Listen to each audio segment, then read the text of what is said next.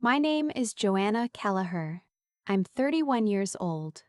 When I was 24, my mother stood at a podium in front of 180 people at my sister's college graduation dinner and said, "We always knew one of our girls was destined for great things. The other one taught us patience." The room laughed. My sister laughed. My father lifted his champagne glass and smiled like he'd just heard the most charming thing in the world. I was sitting at the far end of the rectangular table, the seat closest to the fire exit, the one they'd assigned me without discussion, and I felt something inside me go very still. Not sad, not angry. Still. The way a lake goes still right before a storm moves in. I set down my fork. I folded my napkin.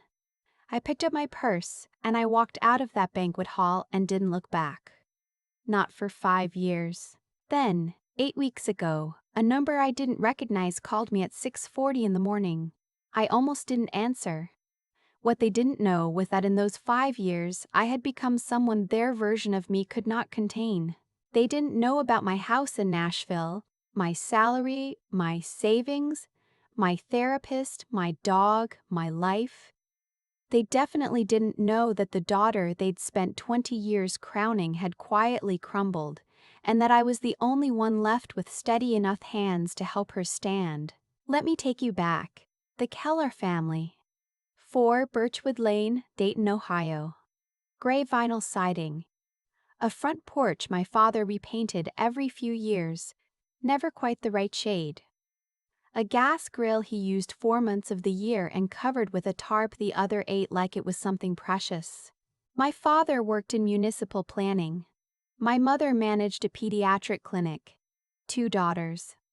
From the outside, a functional family. From the inside, a scoreboard with 1 competitor.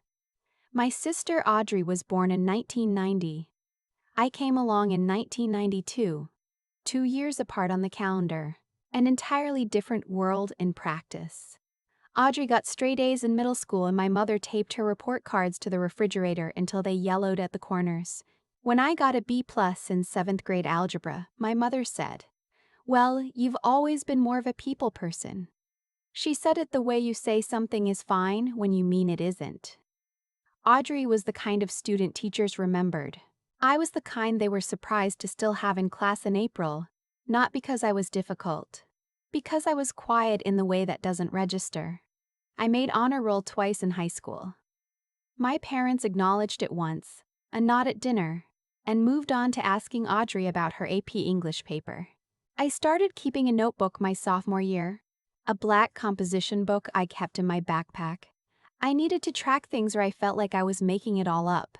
The number of times my mother mentioned Audrey's GPA in a single week to a relative, a neighbor, a stranger at church.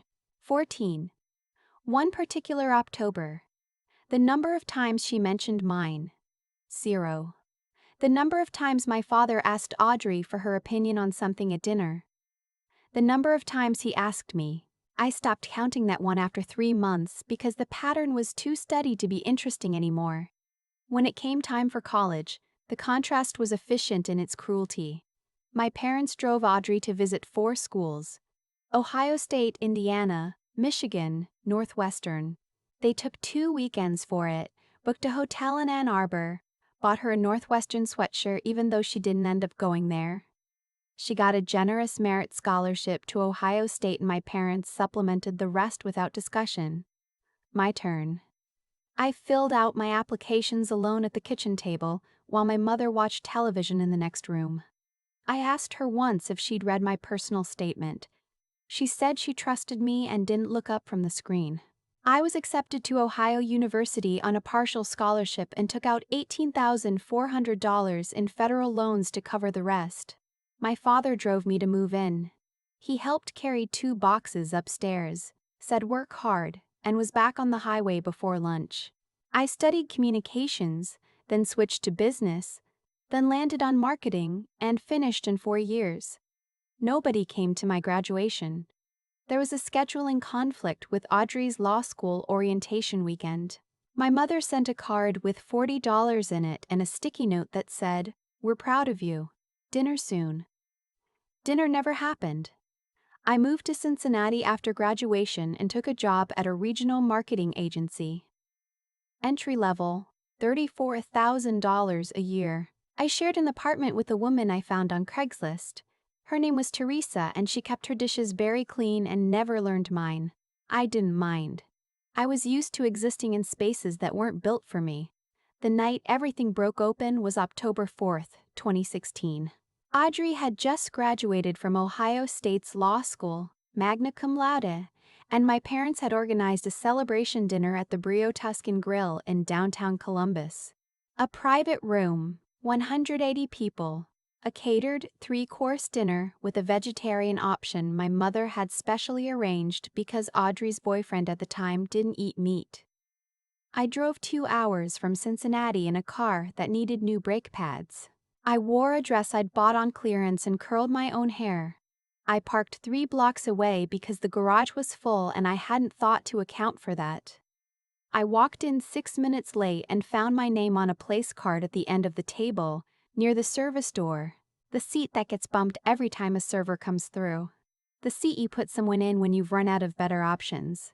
I sat next to one of my father's coworkers who was there out of obligation and left early, and 2 of Audrey's law school friends who spoke exclusively to each other and called me Amanda twice despite reading my name card. I didn't correct them. My mother gave a toast at 8 o'clock. She was good at crowds, always had been. She had that specific social intelligence of women who spent decades managing waiting rooms and difficult parents, the ability to read a room and calibrate exactly how warm to sound. She picked up the microphone and looked at Audrey like Audrey was the answer to something she'd been working out her whole life. 26 years ago, my mother said, I became a mother twice over, and both times I thought, please, let her be something.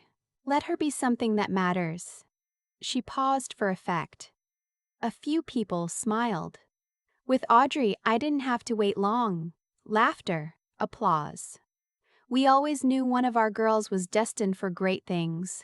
The other one taught us patience. More laughter, louder. The kind that fills a room the way water fills a low space. My father leaned back in his chair and grinned. Audrey covered her mouth with her hand and shook her head like she was being gently roasted by someone who loved her completely. She was. I was at the end of the table. I was the other one. Every person in that room understood exactly who had been assigned which role. The laughter lasted 9 seconds. I counted because I needed something solid to hold on to. My mother raised her glass. To Audrey and to everything she's going to be. 180 people drank to that. I watched them from the far end of the table and felt something finish inside me. Not break. Finish. Like a sentence that had finally reached its period. I sat still for 6 minutes. Then I folded my napkin, placed it on the seat, and walked to the service door because it was the closest exit, and I had already learned the geography of rooms built to keep me peripheral. I got my coat from the front, walked to my car 3 blocks away, and sat in the driver's seat for a while without moving. My mother found me by phone, not in person. She called while I was still in the car. I answered because I thought something might be wrong. Nothing was wrong, in her view. You left. Yes. Joanna, it's Audrey's dinner. I know. Your father and I worked very hard to put this together. Mom! I kept my voice level. You told 180 people that one of your daughters was great and the other one required patience. Into a microphone. She was quiet for 2 seconds. Then, it was a toast. People exaggerate in toasts. Audrey thought it was funny. I wasn't laughing, Joe. Her voice shifted, not to softness, to the particular firmness she used when she'd decided the conversation was becoming unnecessary. You've always been sensitive. That's not a criticism. It's just who you are. Are you coming back in or not? No. Fine. A breath. Don't make tonight about you. She hung up. I sat in my car in Columbus for 40 minutes and then drove 2 hours back to Cincinnati. I counted the exits on I-71. There were 11 between Columbus and the city limits. I know because I needed something to count. I sent no texts. I received none. Not from Audrey, not from my father, not from anyone who had been in that room. I checked my phone 4 times between Columbus and Cincinnati, and then I put it face down on the passenger seat and stopped checking. I got home at midnight. I blocked their numbers sitting on my bathroom floor with my back against the tub. Then I opened my laptop and started looking for other jobs. The next 8 months, I spent rebuilding quietly the way you do when nobody's watching because nobody ever was. I applied to 17 jobs. I got 4 interviews. I accepted an offer from a mid-sized tech company in Nashville, Tennessee, a content and brand team, $52,000 to start. I gave 30 days notice, loaded a rented trailer, and drove south alone in March 2017. I had $4,200 in savings and a dog I'd adopted 3 months earlier named Biscuit, a beagle mix who took up 60% of the passenger seat and seemed unbothered by the move. Nashville. I found an apartment in East Nashville, 1 bedroom, $1,175 a month, old hardwood floors that creaked in the same spot every time, a kitchen window that looked out onto a neighbor's garden.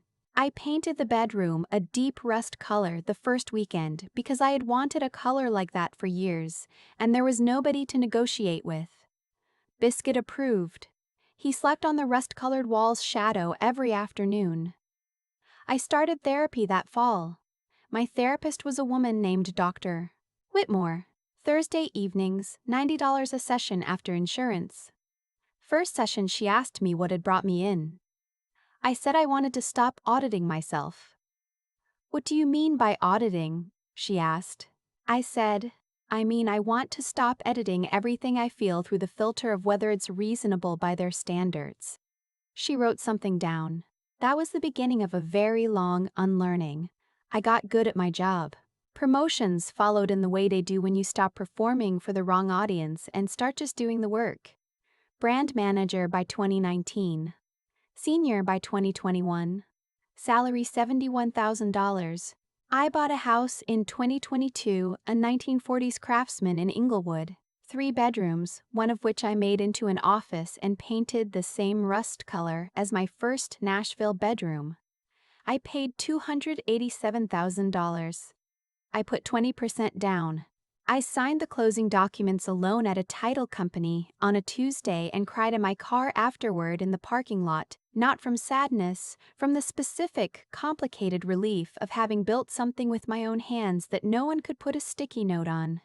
I kept a small circle. My neighbor from down the street, whose name was Bridget, knocked on my door 2 weeks after I moved into the house carrying a bottle of wine and what she called a welcome casserole. She became one of the people I actually trusted. My work friend from the content team, a guy named Patrick, who let me vent in the break room without turning it into advice. My college friend Sandra, who had always known exactly what my family was and had never made me justify it. These people became my actual structure. Not the one I'd been handed. I dated a few relationships that lasted months. Then in 2022, someone named David, 34. A high school history teacher from Murfreesboro. Patient in a way I kept waiting to be the setup for something disappointing. It never was. We dated for 11 months. One evening he said, "You shrink before you disagree with me, like you're bracing." I didn't know what to say. He said, "You don't have to do that here." I took it to therapy. We spent 4 sessions on it. There was still so much of that house on Birchwood Lane, living in my posture and my word choices, and the particular way I phrased opinions as questions. David and I ended things the following spring, not badly, just timing and distance. But he had given me something that stayed.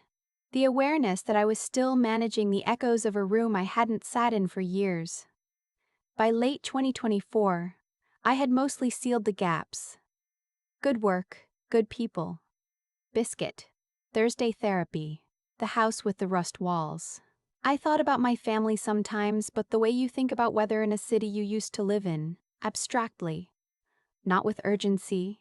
Then on a Tuesday morning in January 2025, at 6:40 a.m., while I was making coffee and listening to a podcast about urban planning I'd been meaning to finish for 2 weeks, my phone rang with a number I didn't recognize. Area code 937. Dayton. I almost let it go to voicemail. I answered. Joanna.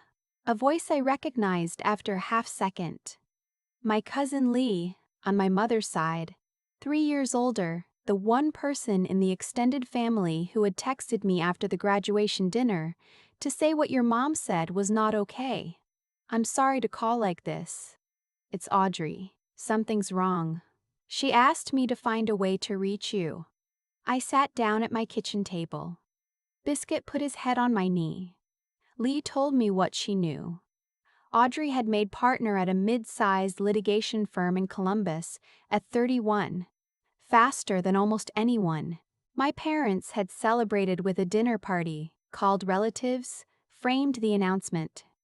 Audrey's engagement to her boyfriend of 4 years had been announced at the same dinner. My parents had organized the engagement party. They had told people which venue to hold it at, which caterer to use, which guest list to invite. Audrey had gone along with it because she had been going along with the Kelleher program since before she could articulate that it was a program. The engagement fell apart in the spring of 2024. The boyfriend, a man named Christopher who worked in finance and had never once seemed interested in Audrey's actual thoughts on anything, called it off 2 months before the wedding. My parents' reaction, Lee said, had been to manage the narrative. They told their social circle it was mutual. They told people Audrey had decided to prioritize her career. They sent a note to the caterer and the venue and handled the deposits without telling Audrey how much was forfeited or what was said. They protected the presentation of the family and left Audrey to figure out the interior devastation on her own. She started missing work, Lee said. Not a lot at first. A day here. Then more. She'd been at the firm 4 years, good reputation, good cases. By September, people were noticing. A partner called her in. She took a leave of absence in November. She told your parents it was burnout. They told their friends she was taking a sabbatical. I already knew that word. I had heard it used this way before, in this family, as a synonym for something we don't want to explain. Is she in her apartment? Yes, Columbus. She calls me sometimes. Joanna, I drove there last week. Lee stopped. She's not okay. She's not getting out of bed most days. She's not eating well. The apartment is very dark. She has the blinds down. She told me she doesn't see the point of anything she used to work for, and she doesn't know who she is if she isn't what they built. I pressed my palm flat against the kitchen table. Has she seen a therapist? She tried. Went twice. Stopped. She said it felt like admitting she'd failed. What are my parents doing? Lee was quiet for a moment. They're going over sometimes. They bring food. They sit with her and tell her she just needs time, that this is normal after a breakup, that she'll bounce back because she always does. Your mom told me last week she's been researching whether Audrey can do some remote consulting while she's on leave, to stay sharp. Of course, stay sharp. Keep the story clean. A daughter having a breakdown didn't fit the Kelleher family portrait, so it would be reframed into a daughter taking a strategic pause. Why are you calling me? I said. Audrey hasn't spoken to me in 5 years. I know, but she asked about you. Last week when I was there, she said your name out of nowhere. She said, "Do you ever hear from Joanna?" And I said no, and she got very quiet. And then she said, I think she was right to leave, and I don't blame her. And I always thought I should have said something. That landed somewhere I hadn't expected it to. She said she should have said something? At the dinner, the toast. She told me she laughed because she didn't know what else to do. She said she was 24 and she'd spent her whole life performing the role your parents cast her in, and laughing felt safer than the alternative. She said she's thought about it since. I got up and walked to my kitchen window and looked at Bridget's garden, which was bare in January. "There's something else," Lee said. "I don't know how to say this, so I'll just say it. About a year after you went no contact, Audrey tried to reach you. She found your email, I think through a mutual friend from college. She sent you a message." I turned from the window. "I never got an email from her." Lee was quiet. "Lee, your mom," she said carefully. "Audrey sent it from the family laptop when she was home visiting. Your mom saw it open in the sent folder. She called a mutual friend, told her there had been a misunderstanding and that you weren't ready for contact yet and asked her not to pass along any messages. And she told Audrey that she'd spoken to you and that you'd said you needed more time." I sat back down at the table very slowly. She intercepted her own daughter's email to me. "Yes." "And told Audrey I'd said I needed more time." "Yes." "So Audrey spent 4 years thinking I was the one keeping the distance." Lee didn't answer. She didn't need to. I put the phone down on the table and looked at the ceiling and breathed for a while. Biscuit didn't move. He just kept his head on my knee with the patient confidence of someone who has learned that staying is the most useful thing. I called Dr. Whitmore's emergency line. We talked for 45 minutes. She asked me what I was feeling, and I said I was feeling the specific exhaustion of learning that a silence you'd built your identity around had been engineered by someone else. She asked what I wanted to do. I said I didn't know yet. She said that was a reasonable place to start. 3 days later, I called my mother. The number I had from before was still working. She answered on the 3rd ring. Her voice was exactly as I remembered it. Organized, a little clipped. The voice of a woman who had made a decision about the emotional budget of this call before picking up. "Joanna, I know about Audrey." A pause. "Who told you?" "It doesn't matter. Tell me what's actually happening." What followed was 20 minutes of the managed version. She said struggling with the transition and going through a difficult adjustment and needs time to recalibrate. I interrupted twice. The second time I said, "Mom, is she getting out of bed?" Silence. "Not every day." "Is she eating?" "She eats when we come." "Has anyone said the word depression to a doctor?" The silence after that one was long enough to be its own answer. "Your father thinks she just needs stability right now. Routine." I pressed my eyes shut. "Audrey is depressed. That's not a character flaw. That's a medical situation. And you've been managing the story of it instead of getting her help. We've been supporting her. You've been protecting how it looks." I kept my voice even, the way I'd practiced in hundreds of Thursday sessions. "Tell me something. When Audrey sent me an email years ago, the one from the family laptop, what exactly did you tell her I said?" The silence that followed was different from the others. Denser. We simplified things. "You told her I said I needed more time. We didn't want her to be upset. She spent 4 years thinking I chose to stay away from her. While she was falling apart, you let her carry that." "Joanna, it was complicated. It was a lie. A specific one. I wasn't yelling. I had no interest in yelling.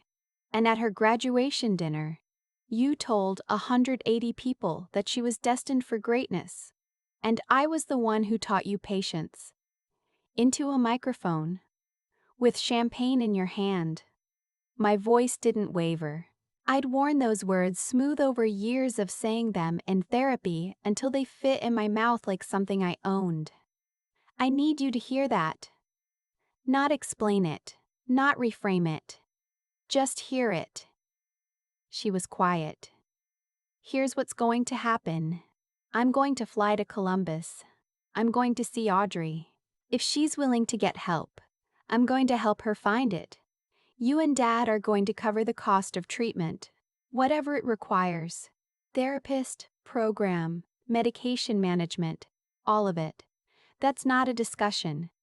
You're going to stay out of the provider selection. You're going to stop reframing her situation to your friends. And when she's stable, if she wants you involved in her recovery, that is her decision to make. But you do not get to manage this one." You've been managing it long enough and she's worse. My mother breathed out slowly. We're her parents. I know. And you stood at a microphone and told the world she was the one worth having and I was the consolation prize. So right now that credential doesn't carry the weight you think it does. Have your insurance information and your credit card ready. I'll send you what I need. I booked a flight the next morning. Nashville to Columbus, $194 round trip on a Thursday. Landing at 11:05 a.m. I packed for 2 nights and told Bridget I'd need her to check on Biscuit. She said, of course, text me when you land. I told Patrick I'd be remote for 2 days. He said good luck and meant it. I landed, rented a car, and drove to my parents' house first. Not because I wanted to see them, but because I needed to say certain things in person before I saw Audrey. Some words don't land the same way over the phone. Birchwood Lane. The porch had been repainted again, now a pale green. The gas grill had a new cover. A house that had spent 30 years perfecting the appearance of having everything in order. My mother opened the door before I reached the steps. She looked smaller. The particular smallness of people who've spent energy maintaining a size they never actually were. She reached to hug me and I stepped past her into the entryway and she let me. My father was in the living room in his chair. He stood. Thinner now, more deliberate in his movements. He said my name. I said his. I sat on the couch without taking off my coat and I made them tell me everything. The real version. They told it in their respective registers. My mother in careful softened language. My father in brief, causal sequence. The way a man tells a story when he's already decided the facts are not his fault. Audrey had started showing signs in early 2024 after the engagement ended. Christopher had been my parents' preferred choice. Introduced through a colleague of my father's, financially stable, socially presentable. When it collapsed, my parents' primary concern, they admitted without quite admitting it, had been what to say to people. You lost 2 months before her wedding, I said. Deposits, relationships, plans she'd built her life around, and your first response was the announcement to your social circle. My father looked at the window. We thought it would help her to not have to explain it herself. It helped you. He didn't answer. I need to ask you both something. I looked at them. At the graduation dinner, the toast. Do you remember what you said? My mother folded her hands in her lap. My father looked at the floor. You said one of your daughters was destined for greatness and the other one taught you patience. You said it to a room of 180 people with a microphone in your hand. I was at the table by the service door. I heard every word. So did everyone else. I wasn't performing anger. I was just naming things. I left that night. You told Audrey through a mutual friend that I'd said I needed more time. You let her believe for 4 years that I was the one choosing the silence, and when she tried to reach me herself, you intercepted it and told her I still wasn't ready. You built the distance and you made her carry it. My mother was crying quietly. My father sat very still. I'm not here for an apology, I said. I don't need one today. I'm here for Audrey. What happens after she's stable is its own conversation. But right now, you need to understand what you actually did. Not the version you've been living with. The version that happened. I stood. I told them to expect a call from a treatment coordinator later that week. I walked out to my rental car and drove the 12 minutes to Audrey's apartment building. It was a newer development near downtown, the kind with a lobby that tries too hard with the lighting. I rang her unit from the call box. Nothing for a long time. Then her voice, thinner than I remembered, the particular thinness of voices that haven't spoken much lately. Who is it? It's Joanna. A very long pause. That's not possible. It is. I'm here. Can you buzz me up? The door clicked. I took the elevator to the 6th floor. The hallway was carpeted and quiet. I knocked on her door. Footsteps after a while. The door opened and I saw her. She had always been put together in the way that comes from being watched closely since childhood, alert to how she appeared. What I saw in the doorway was something different. She was wearing a sweatshirt I didn't recognize over what looked like pajama pants. Her hair was pulled back without attention. She was thinner than I remembered, and the skin under her eyes had the quality of someone who had been sleeping wrong for months. But it was her face that stopped me. Not because it was unfamiliar, because it was so familiar, underneath all the things the last year had done to it, that I had to remind myself to breathe. "You came," she said. I came. She stepped back and let me in. The apartment was good architecture in low light, curtains drawn in the middle of the day, a half-empty mug on the coffee table, a stack of work folders on a chair that hadn't been touched in long enough to gather a fine layer of dust. She sat on the couch and pulled her knees up. I sat in the chair across from her. "Lee called you," she said. "Yes." She nodded, looking at the coffee table. "I want you to know," I said, "that I didn't choose this. The 5 years, I need you to know that first." She looked up. "I blocked Mom and Dad, and then I blocked you too, because you didn't reach out the night of the dinner, and I thought..." I stopped. "I thought you'd been fine with it. What I know now is that you tried to email me, and she stopped it. She told you I'd said I needed more time." The expression that moved across Audrey's face was something I'd never seen from her before. She'd always had the affect of someone performing competence. What I saw then was younger than that and rawer. "She told me you said you needed space. She intercepted your email and told you I wasn't ready." Audrey put her hand over her mouth. She didn't say anything for a while. "Then, so you thought I didn't care?" "Yes." "And I thought you decided I wasn't worth it." "Yes." We sat with that for a moment. Two people who'd been raised in the same house with very different instructions, both carrying silences the other person had never actually chosen. "At the dinner," she said finally, quietly, "the toast." I laughed because I didn't know what to do. I was 24 and I had been performing that family's version of me for so long that I didn't know how to stop in a room full of people. I knew it was wrong. I have known it was wrong for 5 years. She looked at me steadily. "I'm sorry, Joe. I should have said something that night. I should have put down my glass and said that's not funny, and I didn't. And I've thought about it more times than you'd probably believe. I didn't rush toward forgiveness. I didn't need to yet. I just let the sorry be real and stay in the room without doing anything to it." "I found a therapist for you," I said. "Her name is Dr. Osi. She specializes in high-functioning depression and family of origin work.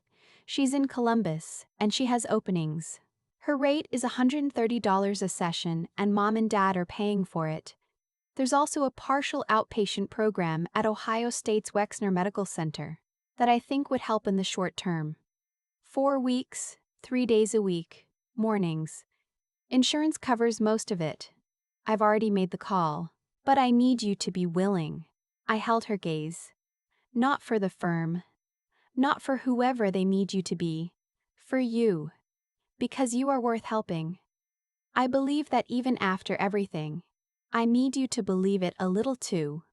She was quiet for a long time. Then she said, "I don't know who I am if I'm not what they built." "I know. That's what the work is for." She nodded once. Small. Like it cost her something. We ordered food that afternoon. Soup, bread, something basic. We ate at her kitchen table with the blinds still down, and I didn't make her open them. She told me about the last 18 months. I listened without trying to fix anything. Just listened. Around 8 in the evening she said, "I can't believe you came back here." "I almost didn't," I said. "I know. That's why it means something. I drove to a hotel near the airport that night. I didn't stay with my parents, and I wasn't offering my own space. I lay in the hotel bed and called Dr. Whitmore and told her what had happened. She asked how I felt. I said I felt like I'd walked into the thing that broke me and held my shape. She said that was exactly what I had done. Monday morning, I drove back to Audrey's apartment and took her to the first appointment. She wore real clothes and shoes and stood at the door of Dr. OC's office looking like someone about to do something very hard. She did it anyway. I flew back to Nashville that afternoon. Audrey texted me from the parking garage, first one done. I texted back, "How was it?" She said, "Hard and okay." I said, "That's exactly right." She started the partial outpatient program the following week. My parents wrote the check without argument. I sent them a summary of what was covered and what wasn't. No details, no updates on Audrey's progress. Nothing they could use to insert themselves into the clinical picture. They sent one email, "Let us know how she's doing when you can." I haven't responded yet. That's not avoidance. It's a decision I haven't finished making, and I'm giving myself the time. Audrey and I talk on Sundays now. 30 minutes, sometimes an hour. The conversations are still careful, still learning each other as actual people rather than the roles we were handed. She asks me sometimes what I think about the family, about forgiveness, about what happens when she's well enough to make her own choices about them. I tell her every time, "That's yours to decide and I'll support whatever you choose." I'm not carrying that verdict for either of us. My life in Nashville is exactly as I left it. The house with the rust walls, Bridget's casseroles, Patrick's bad podcast recommendations. Thursday evenings with Dr. Whitmore, who asked me 2 weeks ago, "What did you prove to yourself in all of this?" I sat with it for a while before I answered. What I proved was that I could walk back into the house that had spent 20 years telling me I was the patience builder, the consolation, the other one. I could sit in that living room and name what actually happened and leave when I was ready, and still know exactly who I was by the time I got to my rental car. I could be the person they had never quite been able to see and be completely fine with the fact that they still couldn't. Audrey called me last Sunday and said, "I've been thinking about the fact that you came even though I laughed at that dinner." She was quiet for a second. "That tells me something about who you actually are." I said, "I came because you were drowning in something they built and I had rope." She said, "I want to learn how to be your sister. For real. Starting over." I said, "I'd like that. Let's take it slow." People ask me, in therapy and in my own head at 2 in the morning, whether going back was the right thing, whether it meant forgiving, whether it said what happened was survivable and therefore acceptable. It didn't mean any of those things. I went back because my sister was a person going under in a current. Our parents had been building for 30 years, and I was the only one willing to throw something real. Not a narrative, not a managed version of the truth, something real. And then I drove back to the airport and flew home to Nashville, to my house, to Biscuit asleep on his rust-colored shadow, to the life I built entirely alone while they were busy deciding I was the one who required patience. My name is Joanna Kelleher. I am 31 years old. I was the other daughter, the one at the end of the table, near the exit, arranged for easy removal. I am not an afterthought. I never was. I just had to drive far enough to understand that their limited vision was never the same thing as the truth about me. And if you are sitting at your own end of the table seat right now, the wrong daughter, the wrong son, the one they mention last and explain away when someone asks, I want you to know this, the seat they gave you is not the measure of your worth. Build your own table, leave theirs behind, and never, not once, mistake their blindness for a verdict. I've thought a lot about cause and effect since all of this happened, not in an abstract way. In the very specific, unglamorous way you think about things, at 2 in the morning when the house is quiet and the dog is asleep and you're just sitting with everything that occurred. My parents made choices, consistent ones, over decades. They chose which daughter to invest in publicly and which one to explain away. They chose to intercept an email. They chose to tell Audrey I needed space, when the truth was, They needed the story to stay clean. Every one of those choices produced something. That's not mystical. That's just how time works. You build a structure out of the decisions you make, and eventually you have to live inside it. What they built was a daughter who didn't know who she was without their blueprint, and a blueprint that collapsed the first time real life didn't cooperate. Audrey didn't fail because she wasn't capable. She fell apart because she'd been excellent on someone else's terms for so long that when those terms were removed, there was nothing underneath that belonged to her. That's not a character flaw. That's what happens when you raise a child to perform rather than to know herself. And I think about my own side of it too. I spent years being angry in a quiet, efficient way. I channeled it into work, into rent, into loan payments I made alone while no one was watching. And I don't regret any of that. But the anger was also a kind of answer to them, a way of proving something. And it took me a long time in Dr. Whitmore's office to understand that the most important work wasn't proving anything. It was just building a life that was actually mine. A life I could stand inside without referencing them at all. That's what I mean when I say intelligence isn't just about what you know. It's about learning to tell the difference between the story someone handed you and the story that's actually true.